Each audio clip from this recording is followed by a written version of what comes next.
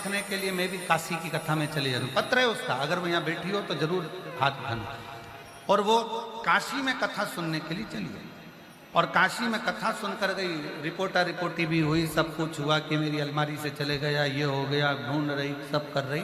और काशी की कथा सुनने के लिए गई और बाबा से कहकर वहाँ की मिट्टी को प्रणाम कर कर कहा कि बाबा मैंने सुना है कि पंडाल में बैठकर जो मांगा जाता है वो मिलता है। एक तो मेरे लड़के की जॉब लगा दे और दूसरा मेरा सोना ढूंढा दे। अब वो तो कथा सुन रही थी महाराज जी, उसका सोना बाबा ढूंढ रहा था। जब वो यहां से कथा सुनकर काशी से पहुंची, यहां बैठी हो तो हाथ हिला सकती हो, तो उसका रखा हुआ वो सोना एक स्थान, टीवी के पीछे का कोई स्थान था, उस स्थान में वो डब्बी गिर गई थी और वहां से उसको वो सोना प्राप्त हो गया।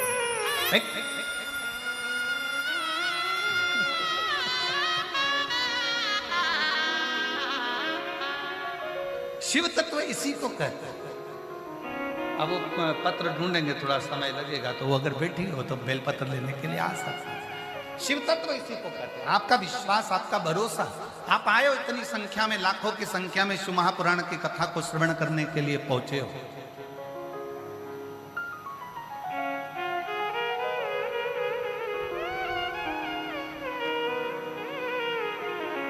पूरे रोड पर बैठे हुए हो, पुलिस वाले भी तुमको सीटी मार मार कर धका रहे हैं, चलो इधर से उधर जाओ, रास्ता खाली करो, रास्ता खाली करो।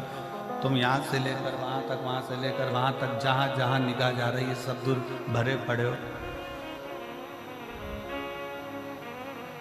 शिव तत्व की प्राप्ति हो, शंकर की करुणा उदार।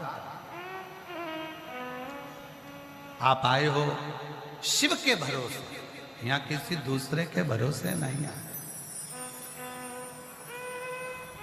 इतने भरचक मेले में, कुंभ के मेले में जब तुम आ रही होगी ना, आ रहे होगे ना मेरे जीजाओं, मेरी जीजियों, मेरी बेटियों, बेटाओं, तो घर के लोग भी कह रहे होंगे पागल हो गई। टीवी खोल के देखो कितनी भीड़ बढ़ रही है, ट्रैफिक पूरा जाम पड़ा हुआ है, रोड पर गाड़ियां खड़ी हुई है, 36-36 घंटे में, 24-24 घंटे में लोग पहुंच रहे हो, और तुम कह रही हो कि कथा में जा रही हो।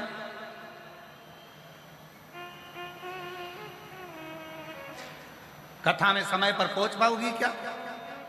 तो आप लोगों ने भी जरूर कहा होगा, हम तो के भरोसे चलते, हम तो के भरोसे चलते, ये दुनिया वाले जलते हैं, ये दुनिया जलते हैं, डमरू वाले के भरोसे चलते हैं, काशी वाले के भरोसे चलते।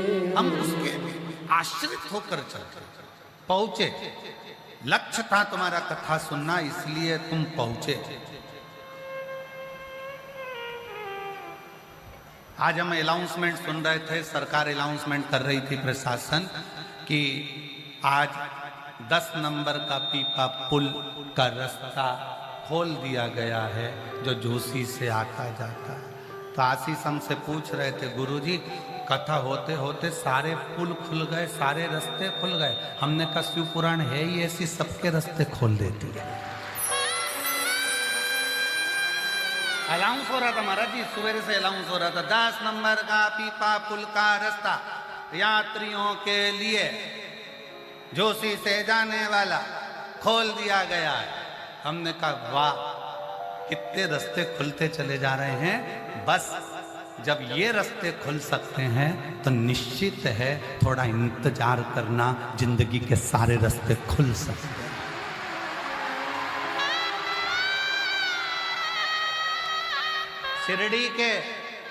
शिरडी के साईं बाबा के यहाँ पर एक शब्द लिखा होता है, श्रद्धा सबुरी।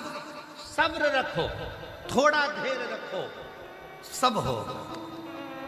थोड़ा सब्र रखना पड़ेगा। हम बच्चे पढ़ाई करते हैं, 10th और 12th की एग्जाम चालू होने वाली है, परीक्षाएं चालू होने वाली है। मेरा बच्चों से निवेदन है, हिम्मत मत हारना। तुमने साल भर पढ़ाई करी है, कंपटीशन एग्जाम देने वाले बच्चों से निवेदन है, हिम्मत मत हारना। तुमने साल भर पढ़ाई करी है, चिंता मत करना, खूब दिल से पढ़ाई करना, खूब दिल से पढ़ाई करना। प्रयास तुम्हारे हाथ में है और प्रमाण पत्र देना उसके हाथ में है। तुम तैयारी। और मेरे बच्चे, बेटा बेटियां 10th और 12th में पढ़ने वाले जितने बच्चे हैं, माइंड में ये लेकर मत आना कि रिजल्ट अच्छा आएगा कि नहीं आएगा। अगर तुम्हारा विश्वास पक्का है, तुमने अच्छा दिल लगाकर रात दिन एक कर पढ़ा है, तो किसी के पिता में भी सामर्थ्यता नहीं है कि कोई तुम्हें फेल कर दे, तुम उत्तीर्ण होकर ही जाओगे। आश्रित शिव के होकर भगवान शंकर की भक्ति करते हुए, भजन करते हुए, स्मरण करते हुए अपना अध्ययन करो। भगवान महेश माता उमा जी से कहते हैं कि 4 चीजें मेरे को भजने वाले को मैं दे देता हूं। पहले नंबर पर उसकी आयु बढ़ा देता हूं, दूसरे नंबर पर उसको विद्या बुद्धि दे देता हूं। मैंने उसको विद्या बुद्धि दे दी। तीसरे नंबर पर भगवान शंकर कहते हैं मैं उसका दुनिया में यश बढ़ा देता हूं। जो मुझे भजता है उसका नाम पूरी दुनिया में करा देता हूं, उसका यश बढ़ाता हूं। जो शंकर को भजेगा, शंकर का स्मरण करेगा, शंकर के नाम का स्मरण करेगा, शिव भक्ति में रमेगा, उसके यश को बढ़ाने का काम भी शिव करते हैं। वो कहते हैं ना, तुम उसके मंदिर में जाते समय एक लोटा जल संभालो, वो तुम्हारा कल संभाल लेगा, क्योंकि वो काल अधिपति महाकाल है। तुम मंदिर में जाते समय एक लोटा जल संभालो, वो तुम्हारा कल संभालेगा। तुम एक लोटा जल संभालो, वो तुम्हारा घर संभाल लेगा। तुम एक लोटा जल संभालो, वो तुम्हारी जिंदगी संभाल लेगा। बस अपनी लगन, अपनी मेहनत के साथ में पढ़ते हुए, अध्ययन करते हुए, 4 चौगुनी मेहनत करते हुए, शंकर पर भरोसा कर बढ़ते चलते बढ़ो।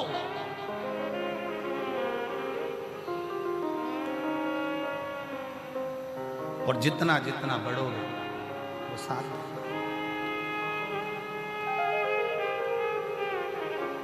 एक बात बहुत अच्छे से कहना चाहें, आप लोगों के थोड़े दिल में बैठेगी जरूर। जब जेब खाली होती है ना, नौकरी नहीं होती, ना सर्विस नहीं होती, पैसा नहीं होता,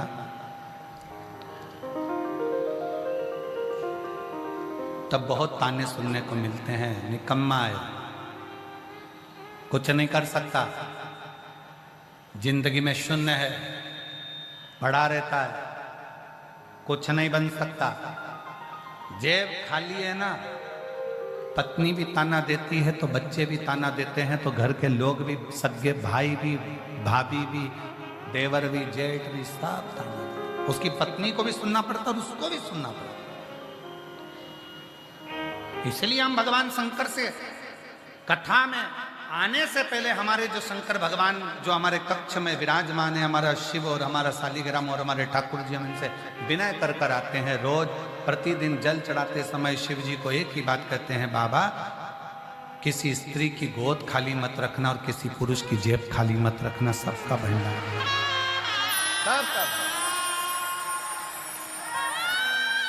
जिस स्त्री की गोद खाली रहती है, जिसके संतान का सुख नहीं होता, 2 साल 4 साल 5 साल में घर के लोग ताना देने लगते हैं। कई माताओं की गोद में बच्चा तक नहीं देते हैं, इसकी तो औलाद नहीं है, इसकी गोद में बच्चा नहीं देना। बच्चा बीमार पड़ जाता तो क्या उसकी गोद में दिया था तो बीमार पड़ेगा। इतना इतना बेचारी स्त्रियों को, नारियों को, माताओं को सुनना पड़ता। इसलिए मेरे शंकर भगवान ने, आप पूरे पत्र उठाकर देखिए, मेरे शिव जी ने जो पंडाल में बैठकर कथा को सुनता है, जो एक बार रुद्राक्ष महोत्सव का कुबरेश्वर धाम पर एक बार दर्शन कर लेता है, मेरा शंकर उसकी गोदी जरूर भरता है, उसको औलाद देगा। थोड़ा सब्र रखना, सबूरी बहुत जरूरी है। श्रद्धा, सबूरी, श्रद्धा रखो, विश्वास रखो और अपने अंदर थोड़ा सा सब्र रखो। आज के व्यक्ति के पास सब्र ही नहीं है। पहले के जमाने में और आज के जमाने में बहुत अंतर है महाराज। पहले के जमाने में लेटर लिखकर भेजा जाता था और पत्र का इंतजार करा जाता था। बोलो सही है कि गलत है?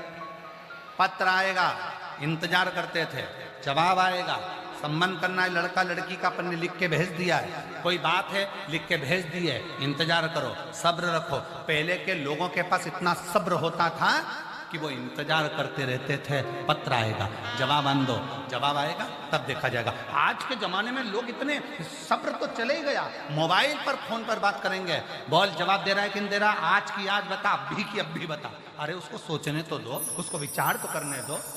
मैंने तुमको प्रपोज कर दिया, तुम मुझे कर रहे हो कि नहीं कर रहे? मैंने तुमको ऐसा बोल दिया, तुम बोल रहे हो कि नहीं बोल रहे? अब भी बोलो, आज की आज बोलो, एक सेकंड में बोलो। सब्र कहां गया?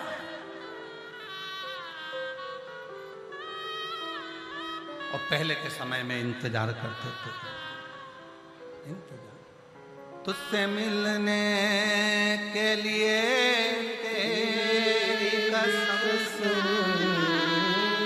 तुझसे मिलने के लिए तेरी कसम,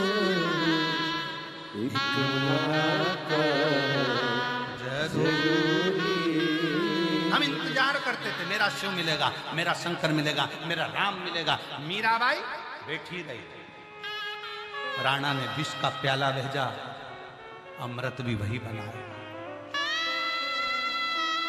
सांप का पिटारा भेजा, फूल की माला भी वही बनाएगा। रामकृष्ण परमहंस जी इंतजार करते थे।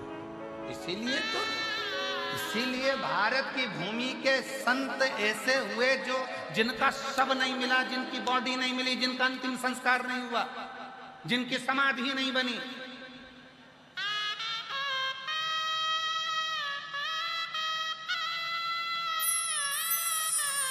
भारत की भूमि के 4 संत ऐसे हैं जिनकी समाधि नहीं है। भारत की भूमि के 4 संत ऐसे हैं जिनका अंतिम संस्कार नहीं हुआ। भारत की भूमि के 4 संत ऐसे हैं जिनका कोई अंतिम संस्कार नहीं, कोई समाधि नहीं। भारत की भूमि के वो 4 संत में पहले नंबर पर मीराबाई है। मीरा द्वारकाधीश के मंदिर में खड़ी होकर कहती है, मेरे गांव के लोगों ने धक्के मार कर निकाल दिया था, मैं जाना नहीं चाहती द्वारकानाथ।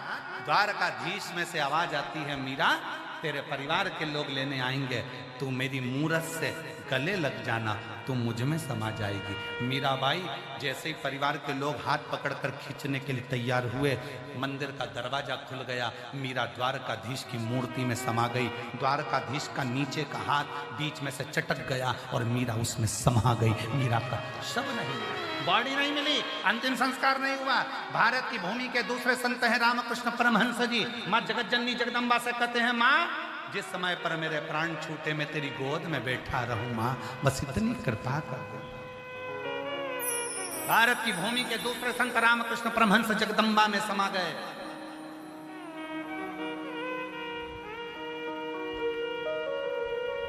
तीसरे चैतन्य महाप्रभु जगन्नाथ में समा गए। जगदीश। और भारत की भूमि के चौथे संत तुकाराम हरि विठल में समा गए, मूर्ति में समा गए। दिखते ही नहीं, इनकी बॉडी नहीं, इनका अंतिम संस्कार ही नहीं, परमात्मा में सीधे समाये, सीधे।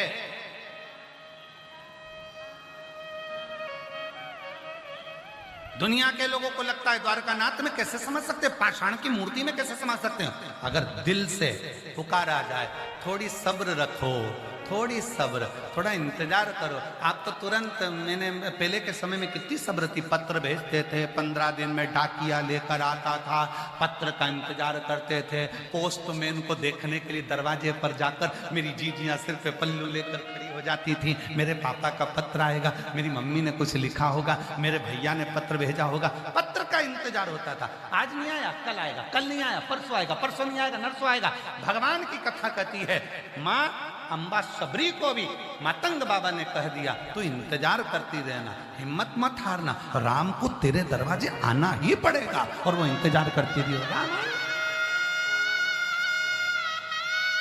वो इंतजार करती रही। और राम जी थोड़ा इंतजार तो करो, हम इंतजार ही नहीं कर रहे। हमने तो एक माला लेके बैठ गए, राम राम राम जपते जपते जपते अपन ने सोच लिया 2 बार जप लिया, 5 बार जप लिया, राम जी तो आया ही नहीं। राम जी को छोड़ो हनुमान पकड़ो, हनुमान को छोड़ो शंकर पकड़ो, शंकर को छोड़ो देवी पकड़ो, देवता पकड़ो, पकड़ते सबको पकड़ते रहे पर भगवान नहीं आया, क्योंकि तुम विश्वास के साथ में थोड़ा सब्र नहीं कर पाए, तुम इंतजार नहीं कर पाए। एक कथा सुनी, 2 कथा सुनी, 3 कथा सुनी, 4 कथा सुनी, 1 बार पशुपति व्रत करा, 2 बार करा, 3 बार करा, नहीं हुआ, थोड़ा सब्र रखना। 1 बार सफेद आंकड़े की जड़ बांधी, 2 बार बांधी, इंतजार करना, हारना मती हिम्मत। उसके दरवाजे पर जाकर कहते रहना, तेरा दरवाजा नहीं छोड़ूंगी जब तक तू मेरी गोदी में लाल नहीं दे देता, मैं तुझे छोड़ने वाली हूं।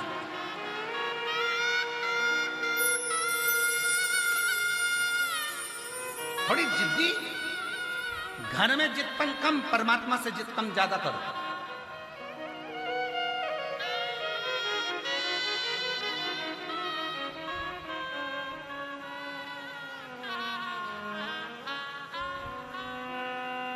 परमात्मा से जिदपन ज्यादा, घर में जिदपन थोड़ा कम। परमात्मा के सम्मुख में जिद्दी बनो ना, परमात्मा के सम्मुख। शिव कथा करे, भगवान शंकर का संवाद करा,